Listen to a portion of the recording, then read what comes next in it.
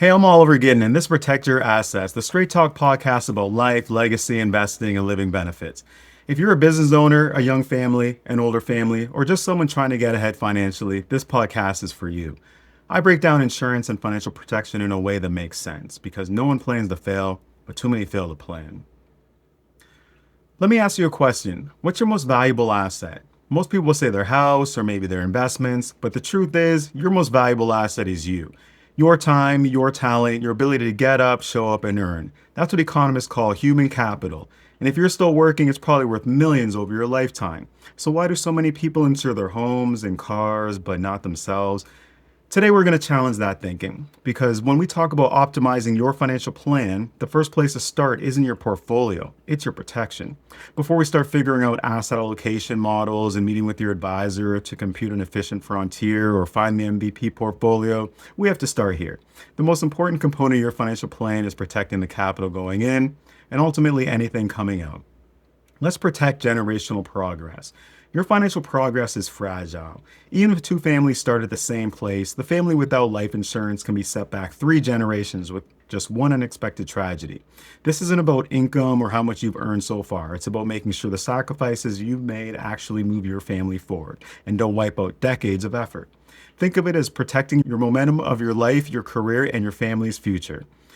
Human capital is the foundation. Think of human capital like your internal engine. It powers your entire financial future. You could be the smartest investor in the world, but if you get sick, injured, or pass away unexpectedly, none of that matters. Your ability to earn, save, and grow money disappears. That's why life insurance, disability insurance, and critical illness coverage aren't just optional extras. They're essential components of a properly optimized portfolio. It's about protecting your income stream, not just your death benefit. However, we will dive into accessing cash values and generating passive income through participating accounts during our permanent insurance episodes. Let's talk about Maslow's hierarchy and how that fits in with portfolio theory. Now, because this is where things get interesting. Let's step back for a second. Maslow's hierarchy of human needs. It's a psychology model you probably remember from school. At the base, food, water, shelter. Right above that, safety. Safety of your health, your income, and your environment.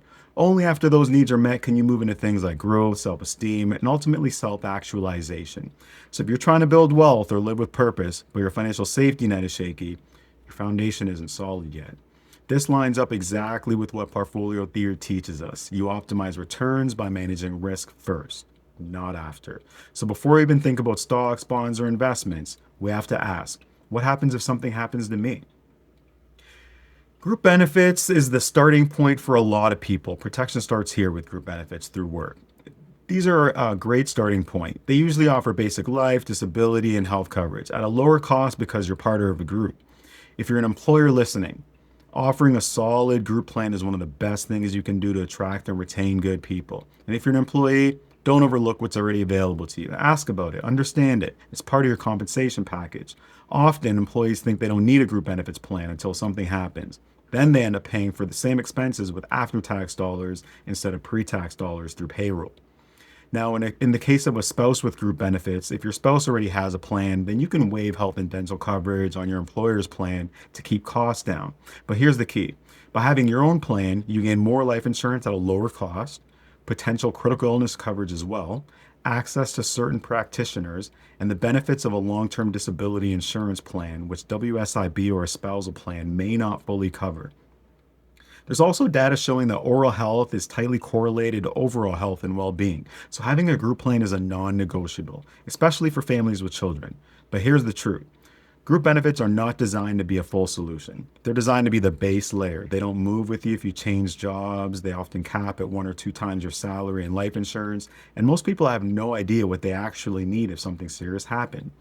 Now, disability insurance, for instance, typically we would want to spend no more than 2% of our annual income to make sure that 65% of our income is covered. Often a group plan alone won't cover that threshold for high income earners, so individual top-up plans are required. Now, critical illness insurance, 1 in 3 Canadians will suffer some form of critical illness and survive. Having this incorporated within a group plan should be a non-negotiable. Individual critical illness plans are also very important too, because group plans often only offer $10 to $50,000 worth of coverage. Individual critical illness plans also allow you to get your premiums refunded if you never file a claim. It's a win-win.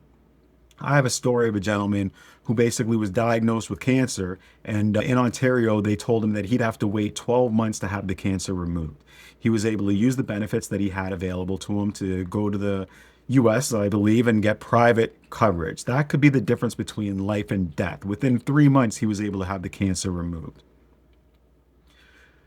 So when we start looking at critical illness, life insurance, it boils down to what your needs are. It all boils down to needs-based planning. Now, typically, this is where we take the next step. We run a needs-based analysis, looking at your family, looking at what your family would need to stay in your home. What would replace your income if you were disabled? What lump sum would you need to recover from a major illness like cancer or stroke? Immediate money needs like funeral expenses, debt, mortgage, education fund for the kids, and other goals.